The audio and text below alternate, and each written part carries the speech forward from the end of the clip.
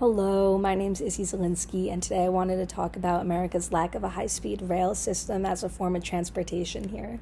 So, a high-speed rail system is a fast-moving train that travels at the swift speed of 220 miles per hour and stretches along from the East Coast to the West Coast, making multiple stops in between. So, the high-speed rail system would cut out the use basically for airplanes, extended car rides, and slow moving NJ transit that we currently have.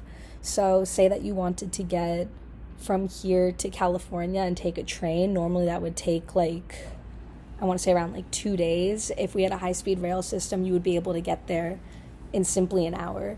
So, with that being said, America is actually the only developed country that still lacks an advanced rail system. A lot of other countries already have one, like Japan, for example, built the first high-speed rail system in 1964, and since then have successfully transported over 10 billion passengers without a single fatality, and a lot of people there have already actually gotten rid of their cars because they just don't have a necessity for them anymore. Along with Japan, France also has been operating their high-speed rail system for the last 30 years with a similar record of about 10 billion passengers, along with no fatalities. Secondly, a high-speed rail system is the world's greenest form of transportation. So like I said, it would cut out the use for airplanes and long road trips.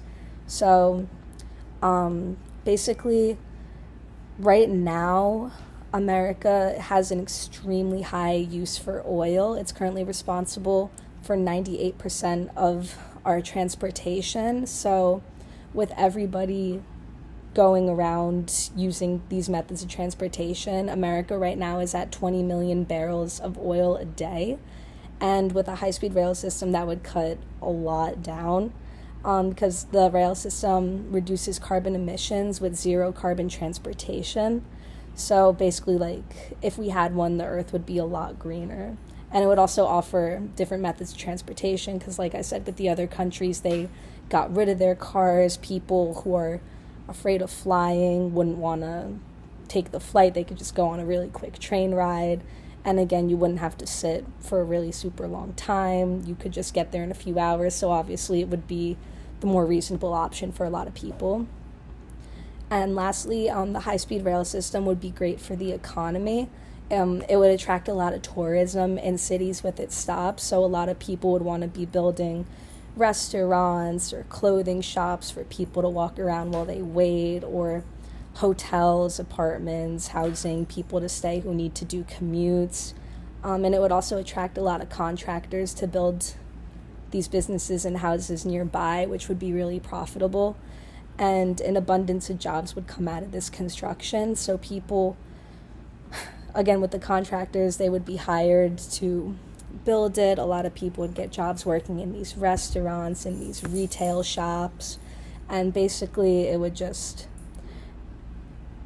be pretty good for everybody. But a lot of people are unaware that this is even an option.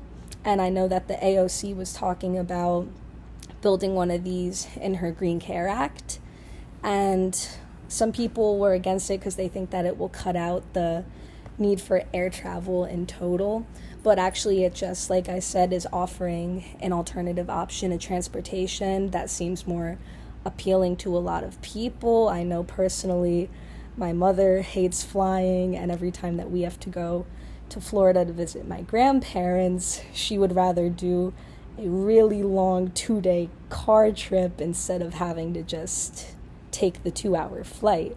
So this would be beneficial for people like her who would not prefer to fly. And also, like I said, it's really good for the environment, would help a lot of jobs, and basically it would just really help out a lot of people. So now that we have been educated on it, I hope that you know about it now, because I used to not know about it and I was just wondering why we haven't built one yet. So hopefully with more people informed about it, it could be built. But hopefully the AOC's CARE Act will go into action soon. And yep, that's basically it. Bye, guys.